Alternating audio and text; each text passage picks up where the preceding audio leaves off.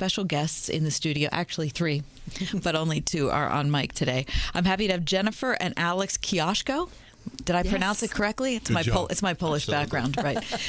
Amazing. We're blood brothers and sisters. Anyway, in the studio today to talk about Ukraine. Welcome, you guys, both of you. Thank you. Thank you so much for having us. It's our pleasure. Thank you. It's a big story. There's a lot to cover here, but I think I need to start with you, Jennifer, because your story is what brought your husband and the creation of your family here to Western Pennsylvania. So we've known each other for a long time through your mother and father, Jill and Don Wadsworth. And you, as a young girl in high school, picked up a thread about Russia and Ukraine. Go back to that sort of the beginning of that story and tell us why. What was it? Yeah, so, I actually grew up on the north side of Pittsburgh, for people who are familiar with the north side.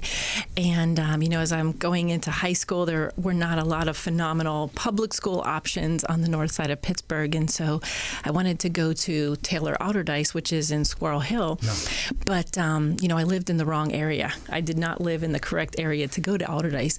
And so I had a couple options. Some people were able to kind of fudge an address and say they lived with an aunt, or you could take a subject that was only offered at Outerdice and no other city school. I see.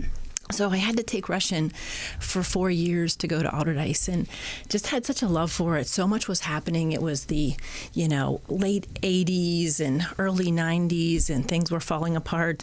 And so I just had a desire to keep going, continued to study it when I was in college. Had no idea why. I just felt like God was leading me in that path. And so I continued to study Russian. And then my senior year in college, I had no idea what I was going to do with it. No idea. But I was going to a church in Baltimore, and out of the blue, they decided to open a church in Kiev, Ukraine. And they said, the leadership is going to come from this church. And I said, I've been studying Russian. And so 2 weeks after I graduated from college, I was in Kiev. Wow.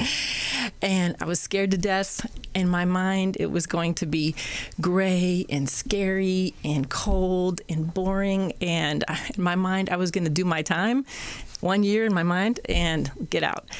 And, I got there, and I was met by so many amazing people that I'm friends with to this day, people that we talk to today even, and just surrounded by youth, surrounded by people.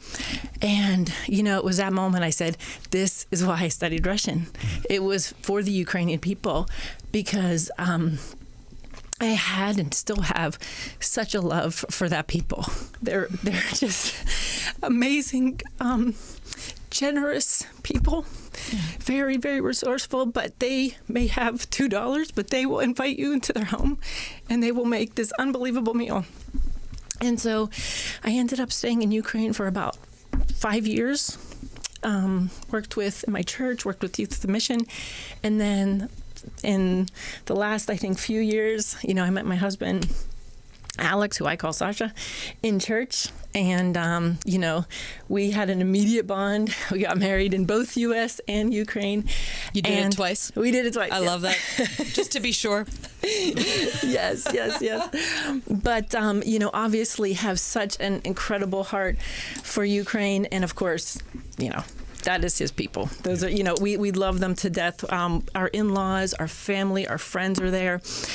Kathy, everything you said just completely resonated with me, and I think everyone, because it's almost unimaginable, some of the things that are happening right now. Yes. And so, Alex, as you came in to sit down, you told us today you watched the city that you grew up in, your hometown, essentially be destroyed. Mm-hmm. Yeah, there was... 3 rockets were flying just an hour and a half ago towards my city. And what city is that? It's Borispil. Basically that's where the international airport is for Kiev. So it's a little maybe 16 miles away from Kiev.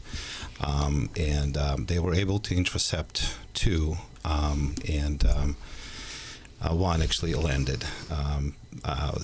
So far, it's only, a couple wounded people, which is we were really lucky that nobody really died, but it's just happened in The beginning. Yeah. So I mean, literally just an hour and a half ago. Now, you have family still in Ukraine, don't you? Yes, I do. Talk to us about that. So my mom and my sister, after spending 2 nights in the basement of the garage, basically they made a decision to go west, and it was a perfect window for them to to escape from this beginning, in the beginning of the war, west, basically. So at first there was a lot of traffic coming, as soon as it started, a lot of traffic started building up from Kyiv going to Lviv, which is western part of Ukraine, and people were sitting in a traffic for 6-7 hours, moving only 200 yards, and that's when I was telling my mom and sister essentially just stay put for now until it's going to clear up, and as soon as it clear up, they start traveling there, and luckily they got really nice spot in one of the western cities in Ukraine, and they were able to reserve really nice extra spot where they can stay. So that's where they're at right now. So they're safe. They're safe. Fabulous. Yeah, they are safe. Although in the beginning, Russia even tried to hit that city with a ballistic missile, but they are not in the city. They are like more in a mountain area. So it's a little more reserve, which atrocity of Russia's right now is unimaginable right now. Sure. That they're trying to put us, put scary, using scary tactics, to hit every single city, basically telling everybody that you're not safe anywhere, type of deal. Yeah. So, Alex, this is a difficult question, but talk about your feelings about having your country invaded. It's tough. It's really tough. Seeing my people right now suffering and being in attack for 8 years now, almost up to date, and having this war, I knew it's going to come eventually because... You just come to the point of accepting it?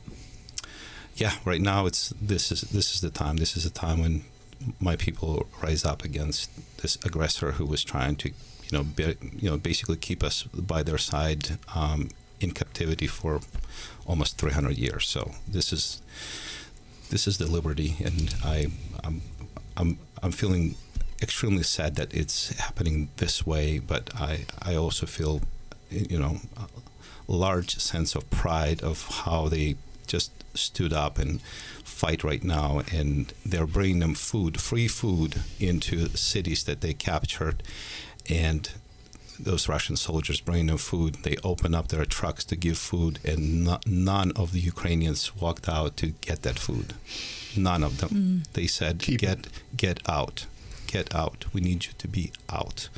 Because one person said, there was the Ukrainian fighter back in the days in 1940s. He said that if country will pick food over their freedom, they will lose their freedom and they will lose their food. But if they will pick their freedom, they always will find the food. Yes. So that's it stuck with me.